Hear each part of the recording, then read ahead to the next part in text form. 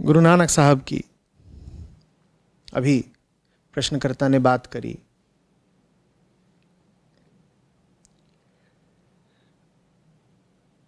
खरे, उच्चतम कोटि के और असली, पर कितने लोग हैं जो अभी वास्तव में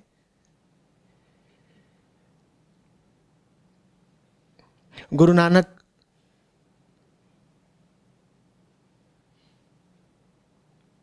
के जीवन पर और उनकी सीख पर चल रहे हैं? वास्तव में कम है ना। नाम सबने सुन रखा है,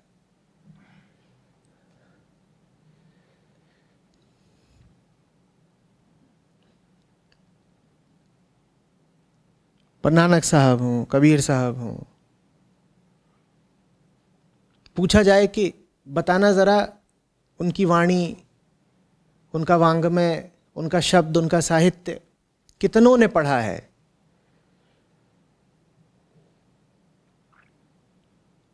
तो हम कहेंगे हमने तो नहीं पढ़ा। हाँ, हम उनकी इज्जत खूब करते हैं, पर हमने उनको पढ़ा नहीं, उनको जाना नहीं। अच्छा, तो क्या पढ़ा, क्या जाना? वो और बहुत हैं, उनको हम जानते हैं।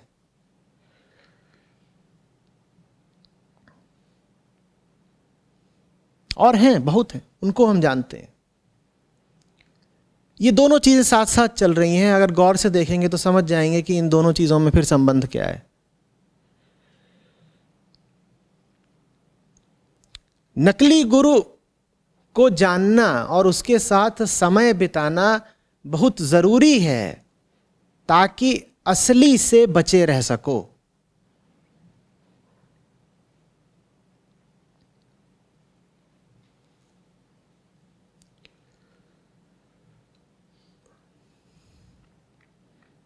और जैसा कि कहा प्रश्नकर्ता ने कि बहुत हैं जो बोल रहे हैं, बहुत हैं जो घूम रहे हैं। आप अगर गौर से देखेंगे कि आपके मन का कितना हिस्सा इन सब समकालीन गुरुओं ने घेर रखा है, तो आपको पता चलेगा काफी बड़ा हिस्सा वो मीडिया में है, वो टीवी पर है, वो सब जगह है।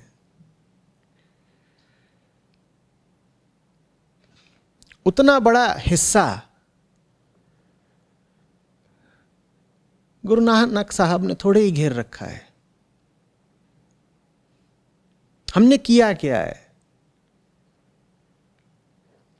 हमने नानक साहब जैसों से उनका वाजिब हिस्सा छीन करके दे दिया है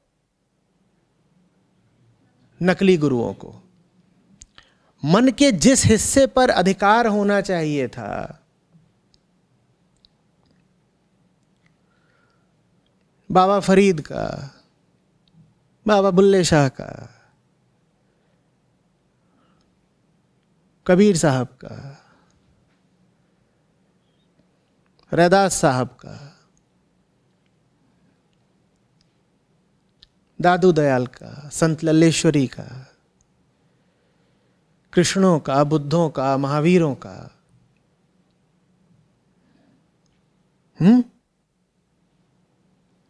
मन के जिस हिस्से पर अधिकार होना चाहिए था असली गुरुओं का, किसी शंकराचार्य का, किसी दत्तात्रेय का,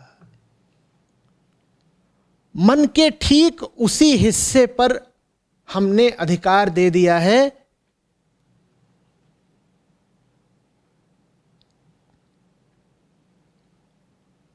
मन हमारा अनंत तो है नहीं ना कि उसमें सबके लिए जगह होगी। मन तो सीमित है और मन के पास समय भी सीमित है और ऊर्जा भी सीमित है।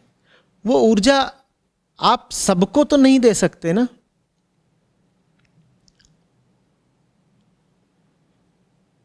एक को देंगे तो दूसरे से छीन कर ही देंगे।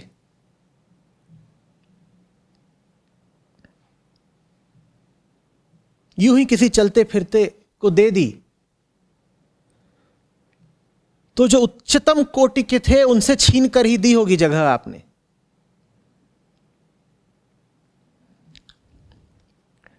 सावधान रहें। आपके समय पर किसी का अधिकार है, आपका समय आपका नहीं है। अपने समय को उसी को दें जिसका उस समय पर वाजिब अधिकार है।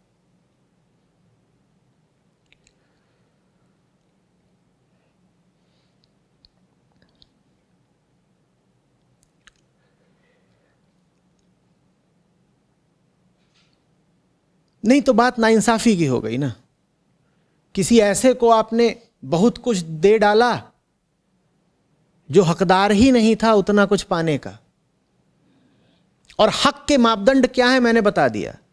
आचार्य शंकर, दत्तात्रेय, कबीर साहब, नानक साहब, ये मापदंड हैं, ये पैमाने हैं, ये स्टैंडर्ड्स हैं। इनके सामने रखकर मापना होगा कि अधिकारी कौन है। ये अधिकारी हैं। जो इनके जैसा हो, जो इनके समकक्ष हो, समतुल्य हो, वो अधिकारी है। बाकी तो सब यूं ही बहुत आते हैं, बहुत जाते हैं।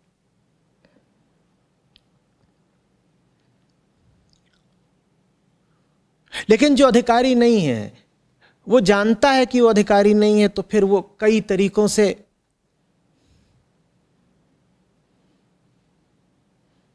नाजायज कब्जा करना चाहता है उस जगह पर जहां उसे होना ही नहीं चाहिए। कौन सी जगह है वो? आपका मन। और उस जगह पर कब्जा करने के लिए वो ये प्रचार भी कर सकता है कि वो जो पुराने सब जितने गुरु हुए थे उनकी बातें अब झूठी और फीकी और पुरानी पड़ गई और उनको सुनने की अब कोई जरूरत ही नहीं है। पुराने शास्त्र पढ़ने की कोई जरूरत नहीं है। आओ हम तुमको नया अध्यात्म सिखाते हैं। आप देख नहीं रहे कि ये क्या कहा जा रहा है? आपको दिख नहीं रहा कि ये बस एक चाल है?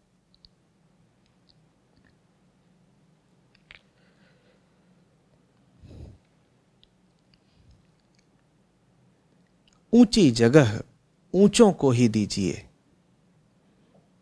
बाकी जीवन के कई आयाम होते हैं और हर आयाम में कुछ लोगों को जगह देनी होती है। जिसकी जो जगह है उसे बेशक दें, पर जूते को सर पे तो नहीं रखा जाता ना। जूता हम फेंक भी नहीं देते कि बेकार की चीज है, पर जूते को वहीं पहनिए जहां जूते का स्थान है।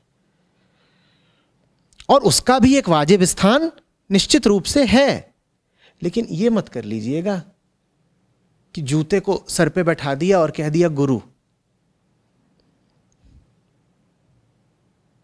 और जूता भी जोर जोर से कह रहा है हां मैं ही गुरु हूं, और गुरु नहीं, मैं गुरुओं से भी आगे का हूं।